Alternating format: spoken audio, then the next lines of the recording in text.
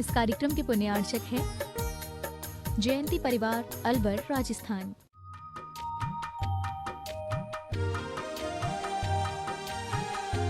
भाव, छायक भाव, पारनामिक भाव, ये 5 भाव पाए जाते हैं मात्र जीव में। अब मात्र पारनामिक भाव के संबंध में चर्चा आती है कि अन्य द्रव्यों में भी पारनामिक भाव पाया जाता है, लेकिन पूज्यवर उमा स्वामी महाराज ने पारनामिक भाव को जो परिभाषा परिभाषित की है वह मात्र जीव में ही घटित होती है, क्योंकि जीव के पारनामिक भाव के 3 भेद किए, भव्यत्व, अभव्यत्व और जीवत्व। ये तीनों भाव मात्र जीव में ही घटित होते हैं। सभी टीकाकारों ने, पूज्यपाद स्वामी, अकलंग स्वामी, विद्यानंद स्वामी, इन सभी ने जीव में ही पारनामिक भाव घटाया है ऐसा। अब अन्यत्र स्थानों पर कई बार उनको 2 भावों की विवक्षा पुद्गल में मिलती है। निमित्तिक उत्पन्न, नैमित्तिक निमित्त उत्पन्न होने से परमाणु स्कंद आदि रूप धारण कर लेता है, तो उसको कई लोगों ने औदैक भाव की संज्ञा दी। लेकिन जैनागम में औदैक भाव की जो परिभाषा है, कर्म के उदय से जो परिणाम होता है उसको औदैक भाव कहते हैं। पारनामिक भाव का उन्होंने धर्म, अधर्म, आकाश और काल में स्वाभाविक अपने आप परिणमन चलता रहता है, कोई भी उनका प्रेरक निमित्त नहीं है, इसलिए पारनामिक भाव उन द्रव्यों में लोग कहते हैं। लेकिन वो भी परिभाषा घटित नहीं होती, क्योंकि सभी आचार्यों ने पारनामिक भाव मूल रूप से जीव की जो परिभाषा बनाई वो जीव में ही है। इसलिए इन 5 भावों को स्वतत्व मौदैक पारनाम कौचा है। स्वतत्व यानी जीव के ही ये असाधारण भाव हैं, ऐसा मानना चाहिए। महन जैन पत्रकार इंदौर। गुरुदेव के चरणों में बार बार नमोस्तु जिज्ञासा है, पर्याप्त नाम कर्म क्या है? इन कर्मों के उदय से जीवों पर किस प्रकार का प्रभाव पड़ता है? पर्याप्त नाम कर्म का अर्थ होता है जब जीव किसी भी पर्याय में जाता है तो उसके शरीर के निर्माण के लिए मटेरियल चाहिए। कर्मों में ताकत नहीं है, कर्म वर्गणाओं में ताकत नहीं कि वो शरीर का निर्माण कर दें, शरीर का निर्माण नहीं कर सकते। जैसे बिजली का करंट बहता है तार में, लेकिन कोई भी तार प्रकाश नहीं दे सकता। प्रकाश तो जब बल्ब लगेगा तभी मिलेगा। इसी प्रकार कर्म जो करंट के समान सदा अपना कार्य करते हैं, ठीक है, लेकिन शरीर का निर्माण करने के लिए अलग से मटेरियल चाहिए। कर्म वर्णाओं से शरीर का निर्माण नहीं होता। औदारिक शरीर नाम कर्म अलग है और औदारिक शरीर अलग है, जिसे काय योग कहते हैं। औदारिक शरीर काय योग जो है और औदारिक नाम कर्म अलग है। औदारिक नाम कर्म के उदय से ही शरीर बनता है, लेकिन औदारिक नाम कर्म जो है वह शरीर नहीं है। तो जो यहाँ पर जब जीव जन्म लेता है तो यहाँ इस शरीर के निर्माण करने के लिए जो 9 कर्म मटेरियल इकट्ठा करता है वो पर्याप्ति नाम कर्म के उदय से करता है। और प्रथम समय से लेकर के जीवन के अंतिम समय तक पर्याप्ति नाम कर्म का उदय होता है। क्योंकि आप लोग जो भोजन से ही जीवित नहीं है, ये 9 कर्मणा पर्याप्ति नाम कर्म से अपन लोग 24 घंटे इस शरीर का भोजन हवाओं से 9 कर्म वर्णाओं से ग्रहण करते रहते। यदि पर्याप्ति नाम कर्म छीन हो जाए तो हमारा शरीर कितना भी खिलाओ पिलाओ, कई लोगों को कितना भी खिलाओ पिलाओ वो मच्छर पहलवान ही बने रहते हैं, और कई लोग उनको रूखा सूखा खाते हैं लेकिन बहुत हट्टे कट्टे होते। उनका पर्याप्ति नाम कर्म इतना जबरदस्त है कि वो 9 कर्म वर्णाओं को सशक्त ग्रहण करते हैं, ऐसा मानना चाहिए। तो पर्याप्ति नाम कर्म, और ये 14वें गुण स्थान तक पर्याप्ति नाम कर्म का उदय है। तीर्थंकर जो 9 कर्माहार करते हैं, अब 9 कर्माहार जो तीर्थंकर करते हैं, 8 वर्ष अंतर मुहूर्त कम, 1 पूर्व कोटि वर्ष तक बिना खाए पिए वो जीवित रहते हैं। कौन सा कर्म उनको जीवित रखता है? पर्याप्ति नाम कर्म के उदय से वो इतनी 9 कर्म वर्णाएं ग्रहण करते रहते हैं जिनसे उनका जीवन चलता रहता है। इसलिए पर्याप्ति नाम कर्म 3 प्रकार का, वैक्रियक में काम करता है, औदारिक में काम करता है और आहारक में करता है। इन 3 शरीर की ही पर्याप्तियां होती हैं। तेजस और कार्बन शरीर की पर्याप्तियां नहीं होती हैं। 3 शरीर 9 कर्म रूप हैं, इसलिए इनको पर्याप्ति नाम कर्म की जरूरत होती है। कोटा की जिज्ञासा और है एक, सम्मूर्छन मनुष्यों की कितनी उत्कृष्ट और जघन आयु होती है तथा इनका औदारिक शरीर होता है क्या, और उन्हें उसे देखा जा सकता है क्या? सम्मूर्छन जीवों की उत्कृष्ट जो आयु है वो 1 पूर्व कोटि वर्ष की होती है, सम्मूर्छनों की, इससे ज्यादा नहीं होती। सम्मूर्छन मनुष्य की नहीं, सम्मूर्छन मनुष्य की तो आयु मात्र लब्धि पर्याप्तक के रूप में जैसा माना जाता है। इसके अंदर भी 2 मत हैं।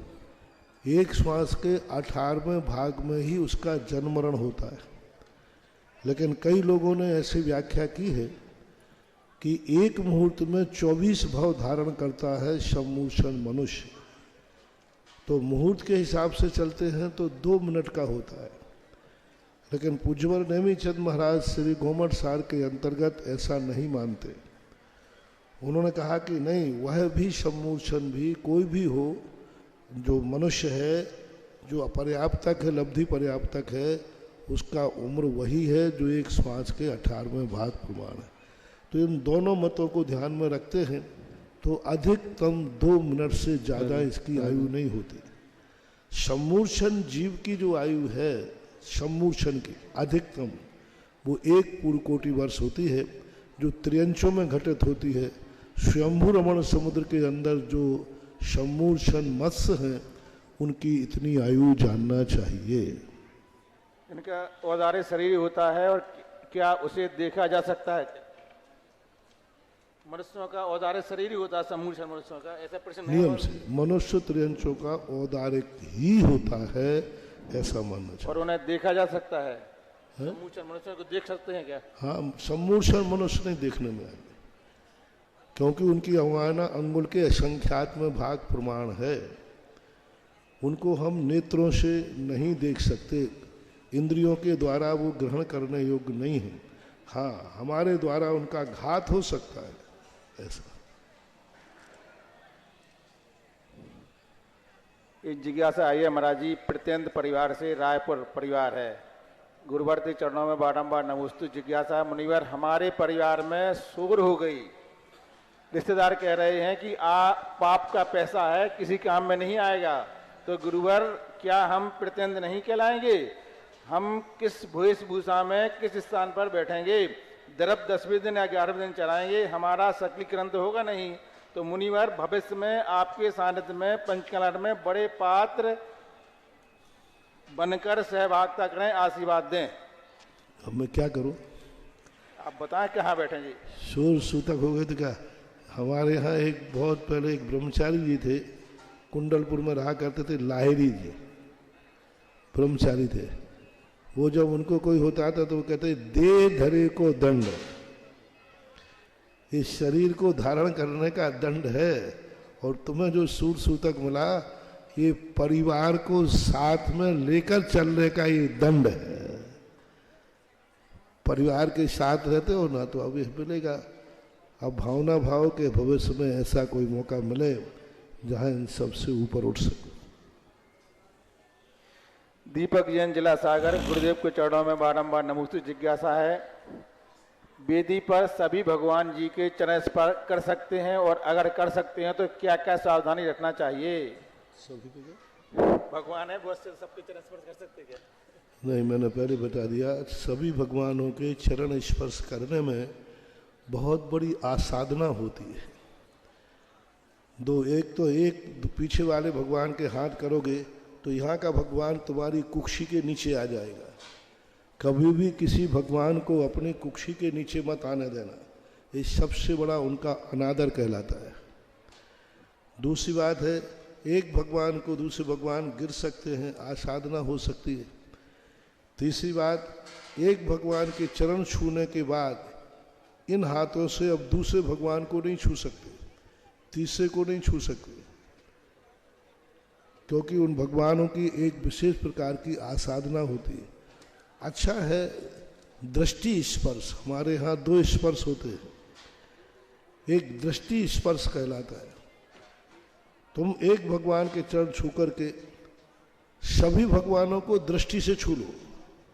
वेदी पे 50 भगवान हैं, 50 भगवान पर अपनी नज़र डालो, उनके चरणों पर नज़र डालो और एक भगवान को हाथ लगा करके नमस्कार कर लीजिए। सभी भगवानों की एनर्जी तुम्हें एक भगवान से प्राप्त हो जाएगी। हमारे यहाँ नमस्कार के कई भेद हैं। एक हमारा विधिवत साष्टांग पंचांग नमस्कार है, दूसरा नमस्कार हाथों से है, तीसरा नमस्कार गर्दन झुका के है, एक दृष्टि नमस्कार की चर्चा है। दृष्टि नमस्कार कहलाता है, जैसे अपन ने किसी भगवान को या किसी को देखा, आँख पलक झपका दिया, अब पलक झपकाते ही ये नज़र नमस्कार कहलाता है। तो सभी मूर्तियों को दृष्टि से स्पर्श करना और दृष्टि से नमस्कार करने में आपका काम हो जाएगा। सभी मूर्तियों का वेदी पर चढ़ कर के स्पर्श करना आसाधना ही होती है, उपलब्धि कुछ भी नहीं है। संजय डोडिया चंदेरी। इष्ट पूज्य गुरुदेव के चरणों में कोटि कोटि नमोस्तु। जिज्ञासा बहुत लंबी है महाराज जी इनकी। भाव यह है कि थूमंजी क्षेत्र पर महिला महासमिति का अधिवेशन हुआ था, उसमें सारी व्यवस्थाएं अच्छी थी, सब कुछ अच्छा था, 90% महिलाएं आई, लेकिन आपका आशीर्वाद और आपका सानिध्य नहीं था तो सबका मन खराब रहा। तो इनकी आपका सानिध्य नहीं मिला थूमंजी में महिला महासमिति इस बार। ठीक है, आज चलो सम्मेलन होते रहते। उनका कहना है आपने शिविर भी लगाया और भी सब किया और हमें नहीं बुलाया, 2 साल से पहले नहीं आ पा रहे थे उसमें। सौरभ जैन विद्यायतन बोहरीबंद। गुरुदेव के चरणों में बारंबार नमोस्तु। जिज्ञासा है कि जैसे हम लोग घर में बनाए गए पूजा स्थल में दीप जलाकर आरती करते हैं, लेकिन सूतक या सूर हो जाने पर क्या हम लोग दीप जलाकर आरती कर सकते हैं क्या? नहीं करना चाहिए, क्योंकि आरती अनुष्ठान में आती है और अनुष्ठान में दीप आदि जब जलाना ये अनुष्ठान है, अनुष्ठान को सूतक में नहीं कर सकते। साहिल जैन मेहरौनी। गुरुदेव के चरणों में बारंबार नमोस्तु। जिज्ञासा है कि मेहरौनी नगर में आपके सानिध्य में विशाल पाषाण चौबीसा निर्माण हो रहा है, हम सब क्या करें गुरुदेव जिससे मेहरौनी नगर में चौबीसा निर्माण जल्द पूर्ण हो सके और आपके सानिध्य में महापंचकारण बड़े धूमधाम से हो सके। चलो आगे प्रश्न। अंकिता जैन भोपाल। गुरुदेव के चरणों में बारंबार नमोस्तु। जिज्ञासा है कि मेरा भक्तांबर पाठ पढ़ने का नियम है, बैंक में सर्विस करते हैं, कभी कभी घर पर नहीं पढ़ पाते हैं, आपस में पढ़ सकते हैं टाइम मिलने पर? आपस में मतलब जहाँ दफ्तर में पढ़ सकते हैं रह करके? देखो, पढ़ कहीं सकते हो, पाठ करने के रूप में आपको वहाँ बैठ कर के भी निश्चिंत होकर के बैठ कर के करें तो ठीक है, लेकिन एक श्लोक पढ़ लिया, वो ग्राहक से बात कर लिया, फिर दूसरा पढ़ लिया, तो स्मरण करना अलग चीज़ है, पाठ करना अलग चीज़ है। पाठ तो कभी ऐसे सामान्य रूप से उच्चारण, आप यात्रा कर रहे हो, भक्तांबर पढ़ो ना, यात्रा में, रेल में, गाड़ी में बैठे हो, बिहार कर रहे हो, चल रहे हो, भक्तांबर पढ़ो, कैसी व्यवस्था हो, लेकिन वो पाठ के रूप में नहीं आएगा। यदि आपके पाठ करने का नियम है तो वो अनुष्ठान कहलाता है। अनुष्ठान एक स्थान पर बैठकर निर्विकल्प होकर के ही किया जाएगा, तभी वो हमारे अनुष्ठान में पाठ में आएगा। बाकी बिना उसके आप सदुपयोग करने के लिए कभी भी किसी भी दशा में आप पाठ कर सकते हैं, कोई बाधा नहीं, लेकिन वो नियम वाले पाठ में नहीं आएगा कि तुमने नियम लिया कि मैं पाठ करूंगा। उसके लिए तो बैठ करके एक स्थान पर ही करना होगा। सौरभ जैन, विद्यायतन, बोहरीबंद, ये तो हो गया। राजवीर जैन, जाखलौन, गुरुदेव के चरणों में बारंबार नमोस्तुते जिज्ञासा है। मैं क्लास 6 में पढ़ता हूँ, मुझे याद नहीं होता है, क्या करूँ जिससे मुझे याद होने लगे? तुम्हें बहुत अच्छी तरह याद होता है। तुम्हें जो बीमारी है वो बीमारी है ही नहीं।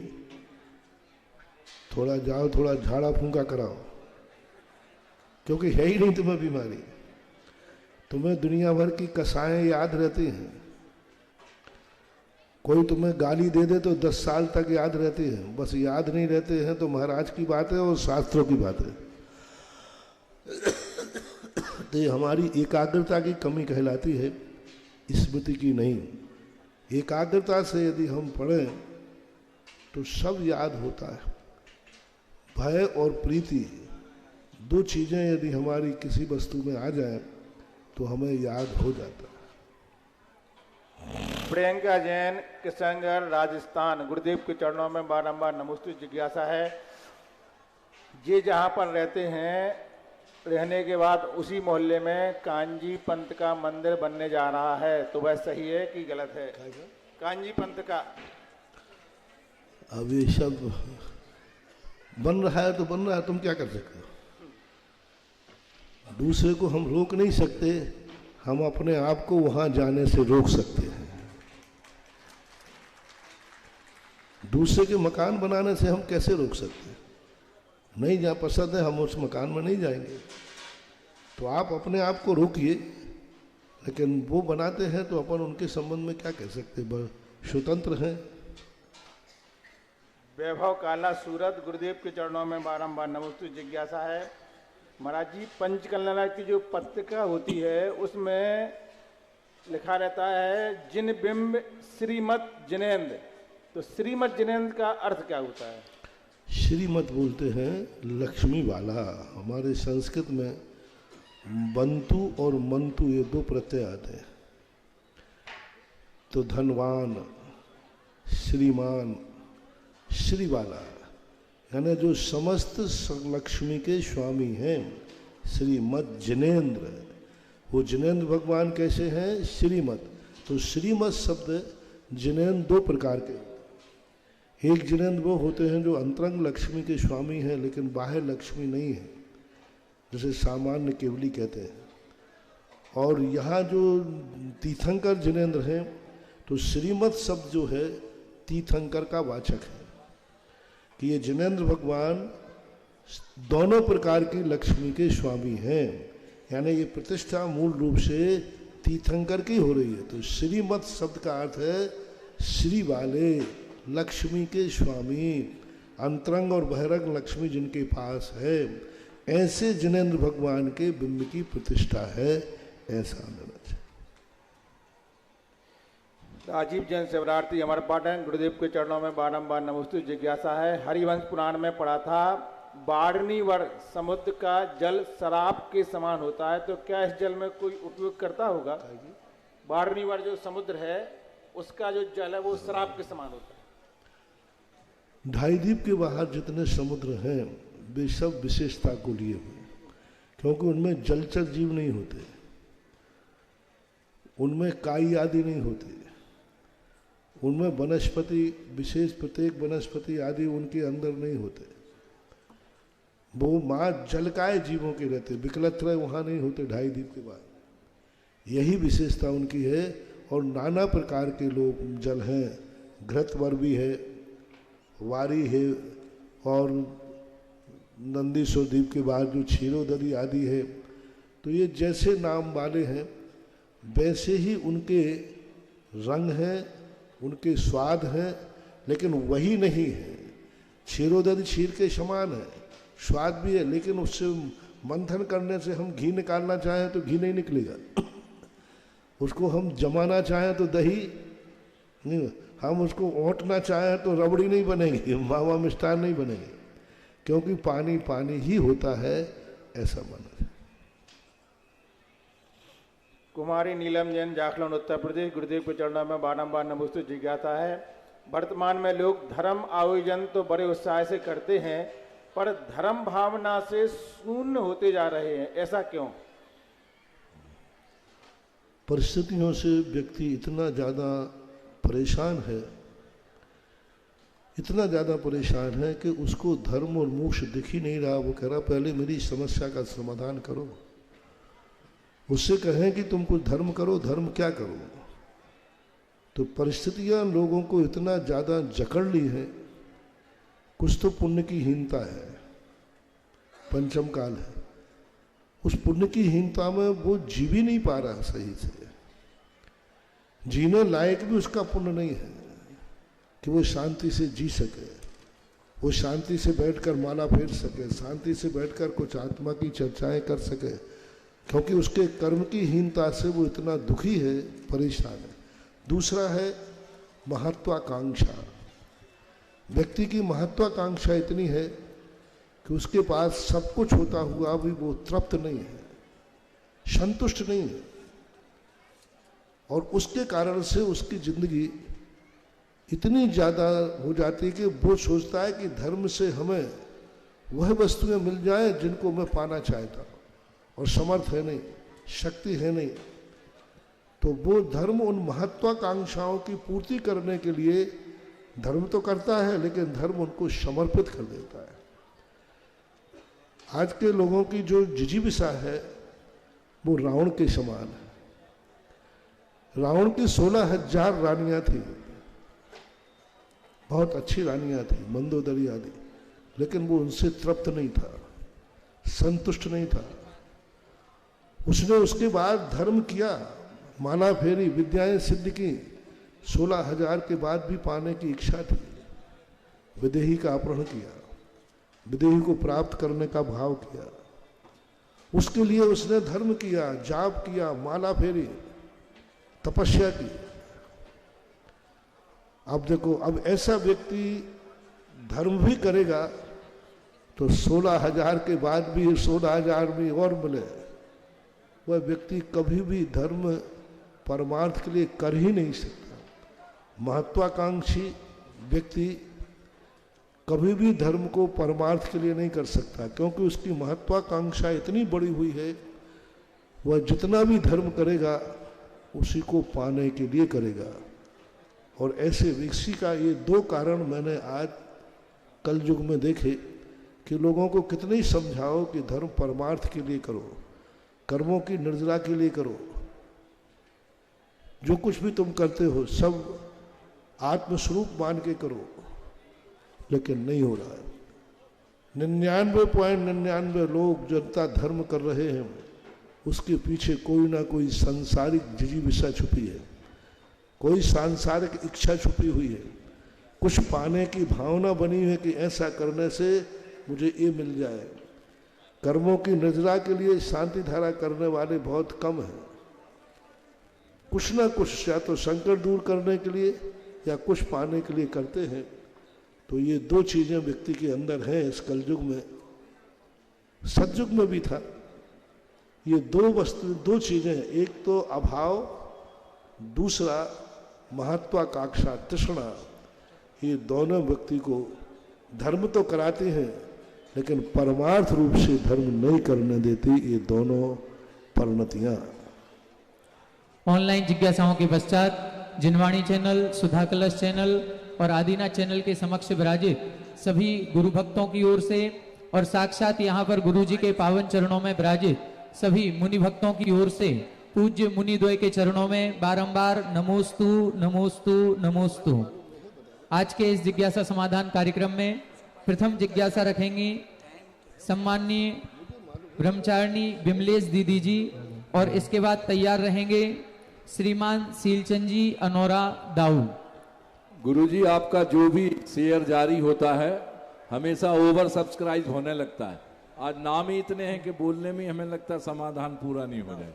शोभा जैन, प्रमोद जैन, अंकिता, ईशान, स्वाति जैन 500 ग्राम चांदी छत्र के लिए, रीनू जैन जयपुर 1,11,111 रुपए छत्र के लिए, 1 किलो चांदी विजय नेहा ज्योत्सना जैन सक्षम यमुना विहार दिल्ली और 500 ग्राम अरुणा ऋतु अनु कीर्ति झांसी 51,000 रुपये नीलम संदीप समीक्षा अग्रणी रोहतक हरियाणा श्री महेश चंद मोदी चंदा देवी अखिलेश कुमार मंजू देवी आलोक कुमार मोदी सुचिता अरहम मोदी परिवार पूना 51,000 रुपये छत्र निर्माण के लिए 1 किलो चांदी श्रीमती ममता अरविंद कुमार सौरभ बॉबी गौरव स्तुति वैभव समस्त बड़ौदा वाले परिवार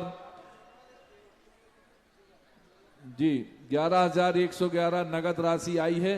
श्रीमान सुमन बिरधा आनंद बिरधा पारसनाथ कॉलोनी छत्र हेतु और 31,000 रुपये श्रीमान आशु जैन वाइफ ऑफ श्री अजय जैन देवांश जैन पंचकुला वैभव जैन हरियाणा असीम कालीन भक्तांबर हेतु भी इन्होंने अपना नाम दिया है। और छत्र चांदी के लिए डॉक्टर प्रबुद्ध जैन श्रीमती चंदा जैन शास्त्री नगर भीलवाड़ा 21,000 रुपये नेमचंद जैन पुष्पा जैन छत्र में चांदी के लिए दिल्ली से 1,11,111 रुपये आरव जैन निखिल जैन उदयपुर 21,000 रुपये छत्र निर्माण हेतु और श्रीमती बीटा नितिन जैन पुत्री श्रीमती संध्या अशोक 21,000 रुपये नगद राशि हमारे अशोक जी जाखलोन वाले परिवार हैं। ये 51,000 रुपये श्यामा देवी मनोज कुमार पिंटू कुमार सिंघवी कुकर खेड़ा राजस्थान 51,000 रुपये की राशि श्री राकेश श्रीमती शशि शशांक श्रीमती दिशा हर्षता लाभांश ब्याह परिवार 1 किलो चांदी श्रीमती सुमनेश जैन वाइफ ऑफ स्वर्गीय शांत जैन बिरधा वाले परिवार 500 ग्राम चांदी। कृपया जिज्ञासा करें। जिज्ञासा करेंगी ब्रह्मचारिणी विमलेश दीदी जी।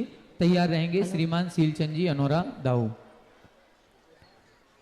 महाराज श्री आज जो घट यात्रा का एक ऐतिहासिक कार्यक्रम ललितपुर नगर में जो हुआ है, वास्तव में महाराज श्री जब इस महामहोत्सव का आगाज इतना अच्छा है तो अंजाम क्या होगा, सभी व्यक्ति यही सोच रहे हैं। आज वो ललितपुर नगर में हुआ जो आज तक कभी नहीं हुआ। 93 को हम सभी लोग याद करते थे कि 93 में हम लोगों ने बहुत बड़ा रिकॉर्ड बनाया था। आज वो सारे रिकॉर्ड पीछे रह गए और जो 93 के गजरत में भीड़ रही होगी, गजरत की फेरी के दिन 9 गजरत के दिन, वो आज के घट यात्रा में इतनी भीड़ थी। महाराज श्री आज पूरा ललितपुर केवल जैन समाज ही नहीं, पूरी जैनेतर समाज हमारे इस पंच कल्याणक महोत्सव के रंग में रंगी हुई नजर आ रही थी। सारे भक्ति में झूम रहे थे। इतने सारे महिला मंडल सभी अपने अपने ड्रेस में और एक साथ जुलूस, ऐसा जुलूस ललितपुर में भूत और भविष्यति वाली कहावत तो नहीं कहेंगे क्योंकि भविष्य में आप भी आएंगे और ये रिकॉर्ड पुनः टूटेंगे, लेकिन अभूतपूर्व जरूर कहेंगे कि आज तक ऐसा कभी नहीं हुआ। जैसे कि सारी महिलाएं चल रही थी, कहीं धूप के घट लेकर के चल रही थी तो सारे वातावरण को सुगंधित कर रही थी, कहीं केसर के छांटे सभी के ऊपर दिए जा रहे थे, कहीं मंत्रों के द्वारा जल की शुद्धि के द्वारा पूरे मार्ग को प्रशस्त किया जा रहा था। ऐसा सुंदर वातावरण महाराज श्री।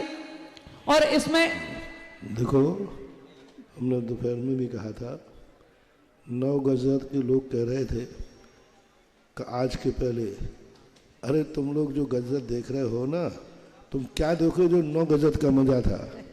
अभी बाद में उन्होंने कहा, शीलचंद उन्होंने आके बोले, कल तक वही कहते थे बड़ा 9 गजत तो 9 गजत थे, उसमें सब पात्र बने थे ना। आज उन्होंने आगे कहा, महाराज वो तो कुछ भी नहीं था जो आज था। जिज्ञासा करेंगे दीदी।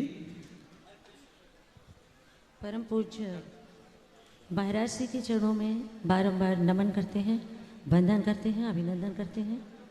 श्री पूज्य सागर महाराज जी के चरणों में भी वंदन करते हैं। जिज्ञासा रखने के पहले मैं इस नज़ारा को देख करके मुझे 2 पंक्तियां याद आ गई हैं। इंद्र जब आसमां से इस जमी पर देखता होगा, इंद्र जब आसमां से इस जमी पर देखता होगा, नगर इतना बड़ा किसने बनाया, सोचता होगा नगर इतना बड़ा किसने बनाया, सोचता होगा इंद्र जब आसमां से इस जमी पर देखता होगा। जब परम पूज्य अभिनंदन नाथ भगवान की जय हो। महाराज जी के चरणों में वंदन करते हुए, जब भी पंच कल्याणक होते हैं साक्षात, तो भगवान का जन्म कहीं और होता है, तप का स्थान कहीं और होता है, केवल ज्ञान का स्थान कहीं और होता है, और मोक्ष का स्थान कहीं और होता है। लेकिन इस नगर का ऐसा अतिशय है कि यहाँ गर्भ स्थान भी यही रहेगा, जन्म स्थान भी यही रहेगा, तप का स्थान भी यही रहेगा, और केवल ज्ञान का स्थान भी यही रहेगा, और मोक्ष का स्थान भी यही रहेगा। तो अब ये अंतर बताइए, जो साक्षात इंद्र पंच कल्याणक करते हैं उस स्थान की महिमा में, और ये ललितपुर में जो यहाँ पर एक ही स्थान में पांचों कल्याण मना रहे हैं ललितपुर वासी आपके सानिध्य में, इसकी महिमा, दोनों की महिमा में क्या अंतर है, आप हम सबको समझाइए। एक भगवान के पंचकल्याणक होते हैं, उनका जन्म तो एक ही बार होता है, लेकिन एक भक्तों की माया विचित्र है, भगवान का बार बार जन्म कराता रहता है। क्या बात है। ये दो संस्कृतियां चलती हैं भारत आर्यों की। जब कोई व्यक्ति बहुत बुरा काम करता है, तो जब वो सारी दुनिया मरती है एक बार, लेकिन उस गंदे व्यक्ति जब मरता है तो उसको बार बार मारता रहता है, जैसे रावण। क्या बात। ऐसे ही जब कोई अच्छा काम करता है तो वो एक बार जन्म लेता है, लेकिन भक्त उसे आघात ही नहीं उसके जन्म को देखने से, आघात ही नहीं उनके गर्भ कल्याणक को देखने से, इसलिए वो बार बार जब भी मौका पड़ता है वो पंच कल्याणक बनाकर भगवान को गर्भ में लाएगा, जन्म कराएगा, दीक्षा कराएगा, केवल ज्ञान कराएगा, और इतने बार मोक्ष मिलेगा कि भगवान जाते आते कहो थक न जाए। तो ये भक्तों का पंच कल्याणक होता है। भक्त जब कोई चीज रखता है तो वह उसकी श्रद्धा और आस्था उस पर समर्पित होती है। उन तीर्थंकरों से भक्तों को ज्यादा लाभ नहीं था। साक्षात तीर्थंकर के जो पंच कल्याणक होते हैं उनका लाभ भगवान को होता है, भगवान को होता है। लेकिन सौधर्मेंद्र आदि मनाते हैं, हमने पहले भी कहा था, लेकिन जब भक्त अपने भगवान की मूर्ति बना करके भगवान बनाता है तो इसका सातिशय पुण्य भक्त को होता है। बहुत अच्छा। इसलिए सौधर्मेंद्र अपने जीवन में असंख्यात साक्षात तीर्थंकरों के पंचकरणक करता है, लेकिन उनके असंख्यात तीर्थंकरों के पंचकरणक का पुण्य एक स्थान पर संचय किया जाए और एक मूर्ति की प्रतिमा का जो पंचकल्याणक मनुष्य करता है कर्मभूमि में, इसका पंचकरणक संचय किया जाए तो सौधर्मेंद्र से असंख्यात गुना ज्यादा होता है, क्योंकि वो तो उसका नियोग है। अब नियोग के साथ में वो जितनी विशुद्धि बढ़ा लेता है वो उसका है, लेकिन यहाँ तो कोई जरूरी नहीं है, नियोग नहीं है, लेकिन फिर भी अपनी पुरुषार्थ अपनी आस्था के माध्यम से वह भगवान का वह रूप देखना चाहता है जो रूप पहले था। वो रूप आज देख नहीं पाया, लेकिन अपनी कल्पना से बन करके वो रख कर लेता है कि नहीं भगवान आप भली चले गए, लेकिन आपने जो कृत्य किए हैं उन कृत्यों को हम बार बार देखना चाहते हैं। इसलिए भक्त अपने रूप में उनको बार बार पुनः सभी लोग भारतीय लोग अपने भगवानों को बार बार रूप दिलाते हैं। यही इनकी भक्ति का सबसे बड़ा अतिरेक है और यही भक्ति इनको एक दिन साक्षात पंच कल्याणक रूप दिला सकती है, दिलाती ही है। इसके बाद जिज्ञासा करेंगे श्रीमान सीलचंद जी अनोरा दाऊ और तैयार रहेंगे हमारे गुरुजी के ऐसे परम भक्त। जब गुरुजी का चातुर्मास अजमेर नगर में हुआ तो वहां पर श्रीमान गुलाब चंद जी सावित्री जी वर्मा अजमेर से ये जैन नहीं होने के बाद भी इनका इतना समर्पण, इतना भक्तिभाव गुरुजी के प्रति और अपने जैन धर्म के प्रति कि इन्होंने उस समय जब कोई सीडी रिकॉर्ड नहीं होती थी, उस समय गुरुजी के प्रवचनों को पूरा हैंड राइटिंग में लिखा हुआ है और आज भी पूरा रिकॉर्ड इनके पास 7 महीने के प्रवचन डायरी में लिखे हुए रखे हुए हैं। ऐसे भक्त गुलाब चंद जी यहाँ पर आए हुए हैं, श्रीफल अर्पण करें और इसके बाद जिज्ञासा के लिए तैयार रहें। इसके बाद आप अभी आप करें, आप श्रीफल अर्पण करें। आगे तनु आर्जव बीना ये अपनी गुल्लक लेकर के आए हैं छत्र के लिए। विवाह जैन, प्रियंका जैन, समस्त चरणों वाले परिवार 400 ग्राम चांदी, और श्रीमती प्रभा देवी, सीमा जी, निधि जी, धर्मेंद्र जी, गुड़ वाले संजीव सजल परिवार 1 किलो चांदी, और श्रीमती मीना देसु मीसू मोहन मावा परिवार देवोदय का विधान और छत्र के लिए 1 किलो चांदी, और श्री सुधा जी, श्री रवीन जी ग्वालियर 11,000 रुपए 1 किलो चांदी, मधु स्वाति प्रीति प्रिया महोली परिवार की ओर से 1 किलो चांदी, अनिल किरण राहुल नुना बड़ौदा गुजरात से 250 ग्राम चांदी और लॉकेट बना के, हाँ चलो बोलो, 11,000 रुपया छत्र के लिए श्रीमती कल्पना जैन, श्रीमती श्वेता जैन, कुमारी सुचि जैन, उमंग जैन दमोह मध्य प्रदेश। कृपया जिज्ञासा करें दाऊ। मेरे गुरुवार जगत पूज निर्यापक मुनि पुंगव श्री सुधा सागर जी, पूज सागर जी, मेरे गुरुवार स्वयं ही नंबर 1 का दर्जा देते हैं और उसी को स्वयं सेकंड कर देते हैं। ऐसे गुरुवार को कोटसा नवोस्तु नवोस दूसरा नहीं कर पाया अभी तक, मेरे गुरुवार ही उसी को करते सेकंड। हे गुरुवार, हमारी जिज्ञासा है, सन 1991 में 5 गजरथ चले थे, उसकी भी हमने घट यात्रा देखी थी। सन 92 में 7 रथ चले थे, उस सब उसकी घट यात्रा देखी थी। 93 में 9 गजरथ चले थे, उसकी भी घट यात्रा देखी थी। लेकिन हे गुरुवार, जो आज घट यात्रा निकली है वो ऐसी अभी हमने तो देखी नहीं है। भूतो न भवति। गुरुवार एक और बात है, तारीख 27 नवंबर को पंचकन्या की बोलियां हुई थी, जो पात बने थे। हे गुरुवार, हम लोग 45 पात बने, अभी तक हमने कभी ऐसा नहीं देखा कि 45 पात्रों का एक घर में एक साथ सम्मान हो रहा हो। एक दिन में 5-5 हजार, 2 माह हो गया महाराज जी, घर पर कोई खाना नहीं खा रहा है। ये सब लोग इतने सम्मान से लदे जा रहे हैं, हम लोग कैसे कोई खाना है। गुरुवार, इस किस बात का सूचक है, हमें समाधान करें। इस पंचकन्या में किस बात का सूचक है जी? नमोस्तु। कोई चीज प्रारंभ से ही इतना हर्षातिरेक होता है तो नियम से समझना चाहिए कि यह हर्ष एक दिन उस फल को होगा जो जन्म जन्म तक व्यक्ति को हर्षित करेगा। एक दिन का बोया हुआ बीज व्यक्ति साल भर की फसल देता है खाने को। धर्म कार्यों में एक दिन का हर्ष और व्यक्ति अपने आप को सौभाग्यशाली माने तो वो जन्म जन्म तक सौभाग्यशाली होता है। जय हो, जय हो।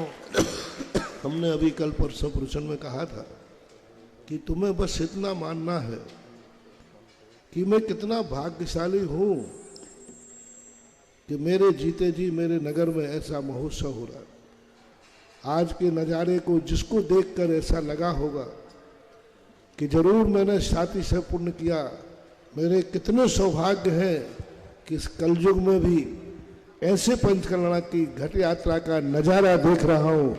जिसको ऐसी अनुभूति हो गई वो एक दिन का सौभाग्य जन्म जन्म तक के सौभाग्य को निर्माण कर देता है। जन्म जन्म के दुर्भाग्य को समाप्त करके सौभाग्य में बदल देता है। यही इसका फल है। इसके बाद जिज्ञासा रखेंगे श्रीमान गुलाबचंद जी वर्मा जी अजमेर से। देखें, इनकी गुरुवर के प्रति भक्ति, हम सभी लोग जो चैन और पैंडल पहनते हैं, कई तरह के पैंडल देखे होंगे, किसी ने ओम का, किसी ने स्वस्तिक का, लेकिन इनका जो पैंडल है ये गुरुजी के प्रति समर्पित है और इसमें गुरुजी की फोटो इन्होंने बना करके रखी है।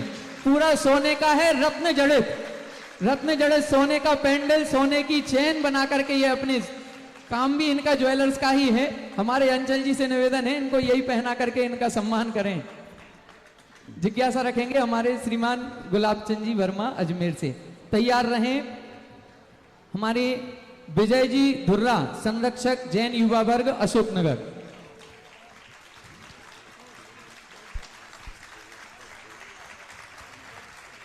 करें, जिज्ञासा करिए। नमोस्तु नमोस्तु नमोस्तु भगवान। गुरुदेव, कुल देवी और कुल देवता की पहचान कैसे करें? कुल देवी और कुल देवता की पहचान कैसे करें? आजकल की पीढ़ी को पता ही नहीं है। दूसरा गुरुदेव, स्वयं के गोत्र में अगर कोई सती हुई हो तो उसको किस रूप में मनाएं? सती हो जाती है ना, सती हो जाते हैं जी। कुल गुरु और कुल देवताओं का जो स्थान होता है वो ये होता है कि हमारे पूर्वज जिसको लेकर के शगुन मानते थे, शुभ मानते थे, उसको मान लिया जाता है। कभी कभी कुल गुरु अतीत से नहीं भविष्य से भी होता है। जब किसी भगवान या गुरु के प्रति श्रद्धा इतनी चरम सीमा तक पहुंच जाए कि उनको ये लगे कि मुझे यही मेरे अंत है और यही मेरा प्रारंभ है, और ऐसे ही भगवान, ऐसे ही गुरु हमें जन्म जन्म में मिले, तो उसी दिन से वही उसके कुल गुरु और वही उसके कुल देवता हो जाते हैं। नमस्ते गुरुदेव। दो प्रकार की चर्चाएं मिलती हैं। एक तो चले आए परंपरा से, कुल गुरु से, कुल से जो चले आए वो होते हैं, लेकिन कभी कभी व्यक्ति को ऐसी अनुभूति हो जाती है कि मुझे यह देवता, यह गुरु एक हमारे लिए ऐसा आनंद का विषय बन रहा है कि भविष्य में हम जन्म जन्म तक इनके होकर रहना चाहते हैं। तो उस समय से उसका कुल गुरु वही है जिसको वो जन्म जन्म तक के लिए चाहता है। एक बात। और जो सतियां होती थी, यह एक परंपरा, बड़ी विचित्र परंपरा थी। इस परंपरा को लोगों ने स्वीकार नहीं किया। बीच में ये परंपरा चली, बहुत पुरानी ऐतिहासिक परंपरा नहीं थी, लेकिन लोगों ने उसको प्राचीन बना दिया। और इसी का परिणाम है कि आज कानून से, सरकार से जिस प्रकार की सती प्रथा थी, उस प्रथा को उन्होंने रोकना पड़ा। सती का अर्थ होता है अपने स्वभाव में स्थित होना, अपने स्वरूप में स्थित होना, अपने आप को किसी के प्रति समर्पित हो जाना। तो इतना समर्पित हो जाना कि प्राण चले जाएं लेकिन उनके समर्पण को कोई डिगा नहीं सकता। और वो प्रथा मात्र अकेले पति पत्नी में ही नहीं लगाना, ये रूढ़ संज्ञा है। सती और सत्ता का अर्थ भगवान के प्रति भी लग सकता है। तो हमारे लिए कितना भी कुछ भी हो जाए, मेरा जीवन नष्ट हो तो हो, लेकिन मेरा देव है तो है, मेरा गुरु, गुरु के प्रति भी सती हो सकता है, पुरुष भी हो सकता है। समर्पण, मरने तो मर जाए, मिटे तो मिट जाए, लेकिन मैं इनका किसी प्रकार का त्याग नहीं कर सकता। यही मेरे जीवन के अंत है। जीते जी हम इसी को इन्हीं के होके रहे हैं, मरने के बाद भी हम इन्हीं के होके रहेंगे। ऐसा समर्पण जिसके प्रति आ जाता है उसका नाम है सती। भगवान के प्रति भी आता है, मेरे जीते जी है, मरने के बाद भी यही रहे। अब इसको रूढ़िगत परंपराओं में पति और पत्नी से जोड़ दिया गया, और पति पत्नी से जोड़ करके एक ऐसी विकृत रूप ले लिया कि पति मर गया तो सती को जिंदा मरना पड़ता था, और उसमें बहुत अमानवीय व्यवहार होता। पहले तो मुंह में आके कूद जाती अग्नि, जब आग लगती है तो वेदना जब असहनीय होती है तो वो पति के प्रति जो मोह है, समर्पण, वो तो भूल जाती है, लेकिन जो आग से जलने की वेदना है उस वेदना से वो तड़प उठती है। तो ये जो कुरीतियां बन गई थी, इसको एक हुए ना मोहन राव जी, राजा राम मोहन राय, उन्होंने इस प्रथा को रोका और आज कानून बन गया है। आज सारे विश्व का कानून है कि कोई व्यक्ति किसी के मरने पर उसको उसके साथ मरना जरूरी नहीं है जी। तो ये जो आज विकृत रूप लिया था, आज बहुत अच्छा है। सती का एक ही रूप मानना चाहिए, समर्पण। बस वह समर्पण काम चलाऊ ना हो, वह समर्पण तात्कालिक ना हो, वह समर्पण त्रिकालिक, जिसके प्रति त्रिकालिक समर्पण हो जाता है वही सती है और वही सत्ता है। नमोस्तु गुरुदेव, नमोस्तु गुरुदेव, नमोस्तु। इसके बाद जिज्ञासा रखेंगे हमारे विजय जी धुर्रा जी, और तैयार रहे श्रीमान अजय जी सराफ सागर से। महानुभाव, आज एक ऐतिहासिक कार्यक्रम घट यात्रा के रूप में हुआ। अब यहाँ पर दिन प्रतिदिन रोजाना एक ऐतिहासिक कार्यक्रम होगा। कल जो यहाँ पर ऐतिहासिक कार्यक्रम होने वाला है वह है पूज्य गुरुवर की पिच्छिका का परिवर्तन यहाँ पर होगा, जो संयम का उपकरण कहलाता है। यह कोई साधारण केवल मयूर पंख को इधर से उधर बदलना नहीं है, ये संयम का उपकरण है। ऐतिहासिक क्षण होंगे, असाधारण विशेषताएं इस पिच्छिका में होती हैं। महाराज श्री जब से इन्होंने दीक्षा ली है तब से सारे परिग्रह का त्याग कर दिया, केवल एक उपकरण अपने पास रखते हैं जिसको कभी नहीं छोड़ते। रात दिन केवल उसी के बारे में सोचते हैं, हमारी पिच्छी कहाँ है। उठने के पहले, बैठने के पहले, कहीं भी सो रहे हो, आराम कर रहे हो, आहारचर्या के पूर्व, लेने के सभी जितने कार्यक्रम में शास्त्रों को ग्रहण करें, पहले मार्जन करेंगे। वो पिच्छिका की याद सबसे पहले आती है, किसी भक्तों की याद नहीं आती है। ऐसी पिच्छिका, जिस पिच्छिका से लाखों लाखों जीवों का जो घात होने वाला है उनको बचाया गया, लाखों जीवों की सुरक्षा की जाती है, ऐसी पिच्छिका का परिवर्तन होगा।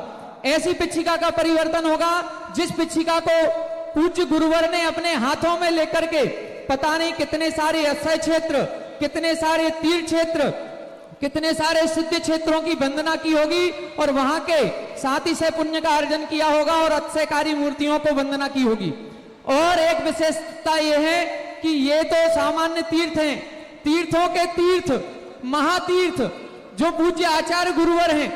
ये पिच्छिका इस बार जो परिवर्तित होगी, ये वो पिच्छिका है जिस पिच्छिका से पूज्य गुरुवर ने पिछले बार कुंडलपुर महामहोत्सव में साक्षात गुरु की त्रिवंदना करके नमस्कार किया होगा। यह पिच्छिका साधारण पिच्छिका नहीं है, यह पिच्छिका सामान्य मुनि की पिच्छिका नहीं है, यह पिच्छिका है तीर्थ चक्रवर्ती मुनिराज की पिच्छिका। यह पिच्छिका है निर्यापक श्रमण की पिच्छिका, यह पिच्छिका है जगत पूज्य की पिच्छिका, यह पिच्छिका है मुनि पुंगव की पिच्छिका। अब यह पिच्छिका जब इतनी असाधारण है तो इसको लेने वाला कोई साधारण नहीं होगा। अब इस लेने वाला कौन होगा, देने वाला कौन होगा, किस तरह की असाधारण विशेषताएं उसमें होंगी, ये हम कल देखेंगे।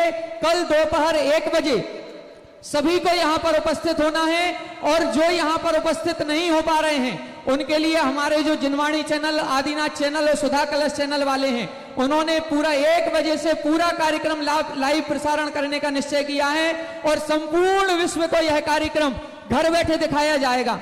लेकिन ललितपुर वाले ध्यान रखें, उनको घर बैठे नहीं देखना है, उनके लिए तो यहां पर आना है। और हमें तो महाराज श्री ऐसा लगता है कि जब आज ही ये पांडाल इतना पूरा भर गया है, इतना बड़ा, कल क्या होने वाला है ये तो कल हम देखेंगे।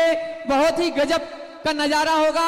साथ ही अशोकनगर की टीम आ चुकी है, उनकी सारी व्यवस्थाएं, रेलिंग तैयार हो गई है। अब वो देखना है क्या होगा, कैसे होगा, कल अपन देखेंगे। देवोदय में श्री दीपचंद जी, कमलाबेन, दीपक परिवार, महावीर मोटर्स परिवार अहमदाबाद, अनंतकालीन भक्तांबर में आपने नाम लिखा। आज पूज्य गुरुदेव के नवदा भक्ति पूर्वक आहार दार देने का पावन सौभाग्य जो मिला है, श्री हमारे श्रीमती शिखा दीपक बुखारिया, नीर बुखारिया, देवांश बुखारिया परिवार, उसके उपलक्ष्य में उन्होंने अभिनंदनोदय तीर्थ के लिए 1 किलो चांदी और भक्तांबर अनंतकालीन में अपना सहयोग एवं परम संरक्षक जनक जननी वृद्धा आश्रम में बनने का सौभाग्य हासिल किया है। एक ऐसा परिवार, गुरुदेव का हीरा मोती परिवार, जिसके बिना हमारी ललितपुर समाज के कोई भी धार्मिक कार्य होते ही नहीं है, मतलब उनके सहयोग से ही हमेशा होते हैं। श्रीमन सेठ शिखरचंद सराफ के परिवार के समधी साय श्री कोमल चंद जी, सिद्धार्थ जैन, राहुल लाल जैन, रानीपुर वाले, हाल गुड़गांव हरियाणा 5 किलो चांदी छत्र में देने की घोषणा की है। श्री प्रताप जैन, सुनीता जैन, पुनीत गारमेंट्स 500 ग्राम चांदी। श्री सम्या जैन, मुस्कान जैन, अंश जैन जामनेर, अरविंद जैन जामनेर 400 ग्राम चांदी। श्री आनंद जैन, रजनी जैन आंसू आस्था बरोदिया वालों की ओर से मंटू बरोदिया 11,000 रुपए। 2 किलो चांदी श्री हमारे राकेश जी बरिया, शोभा श्री दीपांकर प्रगति किराना समस्त बरिया परिवार। 11,000 रुपए श्रीमती कल्पना महेंद्र जी झांसी। 250 ग्राम चांदी महेश जी किरण जी मालथोन और डॉक्टर सरोज अंजलि सुभाष रेणु आंख सोनीपत, इनके द्वारा 500 ग्राम देवोदय में इनके द्वारा विधान की असीम कालीन भक्तांबर विधान की घोषणा। उत्तम चंद जी, गुणमाला जी, अर्पित, दीप्ति, अक्षया जैन, श्लोक जैन समस्त परिवार द्वारा 500 ग्राम चांदी। कृपया जिज्ञासा करें। परम पूज्य आध्यात्मिक संत निर्यापक श्रमण मुनि पुंगव श्री सुधा सागर जी महाराज के पावन पुनीत चरणों में श्री दिगंबर जैन युवा वर्ग अशोकनगर, श्री दिगंबर जैन दर्शनोदय तीर्थ थुवन जी कमेटी धुर्रा परिवार की ओर से बारंबार नमोस्तु। परम पूज्य सागर जी महाराज के चरणों में बारंबार नमोस्तु। परम पूज्य गुरुदेव, आपके श्री सानिध्य में सन 1993 में ऐतिहासिक 9 गजरथ हुए थे। 9 रथ विश्व के इतिहास में पहली बार ललितपुर में चले थे और ये महोत्सव 3रा महोत्सव आपके सानिध्य में है। लेकिन गुरुदेव, यहां मैं निवेदन ये कर रहा हूं कि ये अयोध्या नगरी में ही ये पंचकल्याणक क्यों होते हैं। पंचकल्याणक में अयोध्या नगरी में रहने का भक्तों को पुण्य क्या है और अपने शहर में रहते हैं तब क्या होता है। पूज्य गुरुदेव, प्रश्न भी आया था, इसलिए पंचकल्याण भगवान को वह उसी रूप में देखना चाहता है जिस रूप में भगवान ने पहले अपना यथार्थ रूप दिखाया है। तो उसी के लिए जब भगवान पाषाण की मूर्ति में हम आदिनाथ करते हैं तो आदिनाथ का जहाँ जन्म हुआ उसको अयोध्या बना लेते हैं। अब अयोध्या जब बन जाती है तो 2 दिन तो अयोध्या रहती है, तीसरे दिन ये वन बन जाता है और चौथे दिन ये केवल ज्ञान स्थली बन जाती है और 5वें दिन ये कैलाश पर्वत बदलता रहता है। एक ही स्थान पर 5 कल्याणक नहीं हो रहे, ये अपना रूप बदलता रहेगा। अभी आज अयोध्या बनी है, जन्म तक ये अयोध्या रहेगी, उसके बाद तुरंत यहाँ पर वन की स्थापना हो जाएगी और ये वनवास कहलाएगा। केवल ज्ञान के दिन केवल ज्ञान स्थली बन जाएगी और मोक्ष कल्याणक के दिन ये कैलाश पर्वत बन जाता है। तो भक्त अपने आप में इनका रूप बदलता रहता है, ऐसा जिज्ञासा करेंगे श्रीमान अजय जी सराफ सागर से और इसके बाद तैयार रहें परम सम्माननीय ब्रह्मचारिणी चंदा दीदी जी। बोलिए बुंदेलखंड गौरव ईश्वरवाड़ा जन्मस्थली को सुशोभित करने वाले निर्यापक मुनि श्री 108 सुधा सागर जी महामुनिराज की, प्रभात सागर जी महामुनिराज की। गुरुजी, आपके चरणों में अक्सर आता रहता हूं।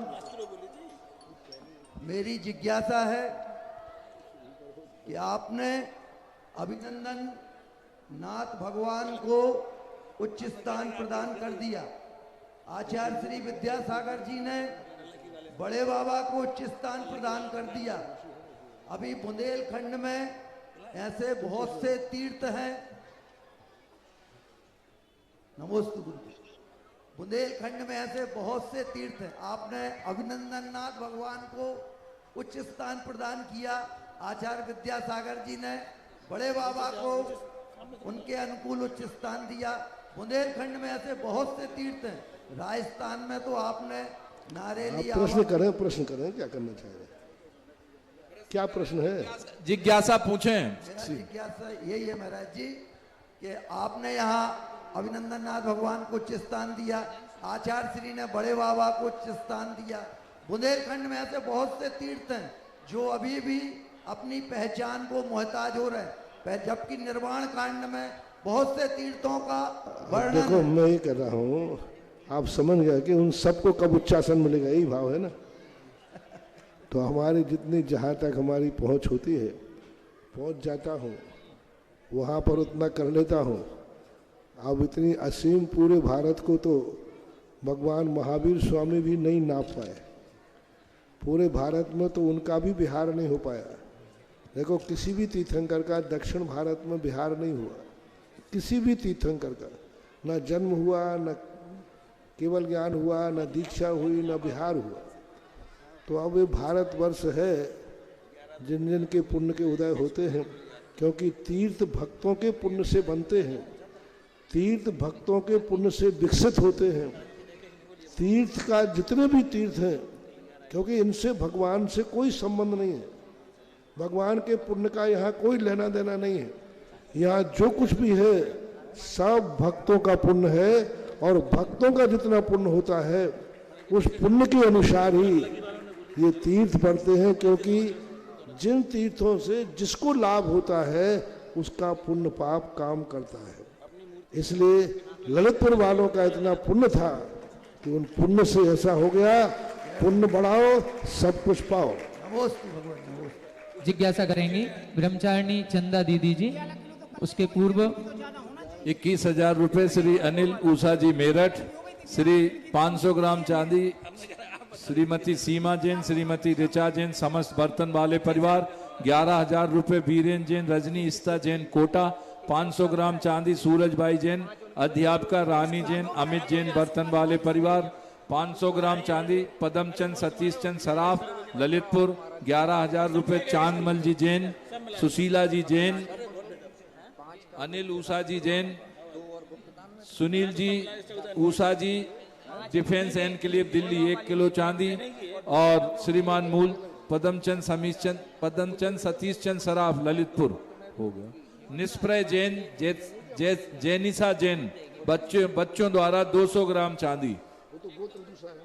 जिज्ञासा करें दीदी, अंतिम जिज्ञासा। सुधा सागर महाराज की, परम पूज्य सागर मुनि महाराज की। महाराज श्री छेड़ाला के अंदर दौलतराम जी कहते हैं, छत्र हेतु हमारे हीरा मोती परिवार। अभी देखो हीरा मोती परिवार में अभी जो चांदी बोली थी वो उनकी नहीं थी, उनकी बहनों की थी। हाँ, तो हमारा अब स्वयं के तो भगवान है बड़े बाबा, तो वैसे बोलेंगे जितनी आज तक किसी ने नहीं बोली। 21 का नाम है। जय हो। अभी तक की इस छत्र के लिए सबसे अधिकतम एक परिवार की राशि 21 किलो चांदी की घोषणा। ऐसे हमारे हीरा मोती परिवार समाज का घोषित कर दिया, नहीं तो ये छत्र यही मोती परिवार चढ़ा था। 5 इनके समधी की है और 21 किलो इनकी परिवार की है, मतलब एक परिवार के रिश्तेदार मिला के 26 किलो हो गई। श्रीमान शिखर चंद जी, सुरेंद्र कुमार जी, लोकेश जी, वैभव जी, समस्त सराफ परिवार। अच्छा, आज 28 तारीख है, 21 और 7 28 हो गई। ठीक है महाराज जी। जी 2 गुप्त में है। चले जिज्ञासा करें दीदी। परम पूज्य मुनि महाराज मुनि श्री छेड़ाला कार में पंडित दौलतराम जी कहते हैं, धर्मी सो गौ बच्च प्रीत सम। धर्मी के साथ में जैसे गाय अपने बछड़े के साथ में निस्वार्थ प्रीति करती है, वैसे ही धर्मी के साथ में हम सबको प्रीति करना चाहिए। महाराज श्री वो धर्मी कौन है? सम्यक दृष्टि अथवा देशवृत्ति या महावृत्ति या जिनेन्द्र देव, ये सब हैं या इनमें से कोई एक? हमारे यहाँ 2 तरफ से धर्मी देखा गया। एक कर्णानुयोग के अनुसार धर्मी, जिसे सम्यक दृष्टि कहते हैं, उसकी तो चर्चा यहाँ है नहीं। चरणानुयोग के अनुसार जो सम्यक दृष्टि छेड़ालाकार ने जो वर्णन किया है वो चरणानुयोग की व्याख्या में रख के किया, क्योंकि कर्णानुयोग का साधर्मी तो हमें पकड़ में ही नहीं आता। कर्णानुयोग का साधर्मी तो हमें समझ में नहीं आए कौन है कौन नहीं। हम सम्यक दृष्टि को मिथ्या दृष्टि मान लेंगे, मिथ्या दृष्टि को सम्यक दृष्टि मान लेंगे। यहीं पर जब धवला की वाचना हो रही थी 11वीं पुस्तक की, तब ये चर्चा आई थी कि छद्मस्त के व्यक्ति नहीं पहचान सकता कि सम्यक दृष्टि है कि मिथ्या दृष्टि है। आपने सबने देखा कि सम्यक दृष्टि जीवों से मिथ्या दृष्टि जीवों ने युद्ध किए हैं, उनको मालूम ही नहीं था कि सम्यक दृष्टि है। मारीच का जीव साक्षात अरहंत को तीर्थंकर नहीं मान पाया, अरहंत नहीं मान पाया, समझ नहीं पाया। तो जितना भी व्यवहार है वो सब चरणानुयोग के अनुसार है। तो चरणानुयोग के अनुसार जो एक धर्म, एक गुरु, एक भगवान, एक मंत्र, एक ही जिनका सारी चर्या आचार विचार होते हैं वे सब साधर्मी कहलाते हैं। एक समान आचार है, एक समान विचार है, एक ही प्रकार का रास्ता है, सब कुछ है तो वे साधर्मी कहलाते हैं। उन साधर्मियों से गौ बीच संप्रीति करना चाहिए। ये नीतियां आज बहुत कम देखने में आ रही हैं। आजकल तो साधर्मियों से ईर्षा भाव ज्यादा हो रहा है, और ईर्षा भाव इतना ज्यादा हो रहा है कि आज जितने साधर्मी हैं वो केकड़े के समान हो गए। चाहे समाज में देखो, चाहे इधर देखो, चाहे उधर देखो, लेकिन नीति तो नीति है, सिद्धांत तो सिद्धांत है। सिद्धांत सदा अमर रहना चाहिए, सिद्धांत सदा सुरक्षित रहना चाहिए। प्रैक्टिकल में तो क्या होता आया है, क्या होता रहेगा, ये सब बातें हैं, लेकिन सिद्धांत है साधर्मी के समान। नमस्ते महाराज, नमस्ते महाराज। आज का जिज्ञासा समाधान कार्यक्रम यहीं पर संपन्न होता है।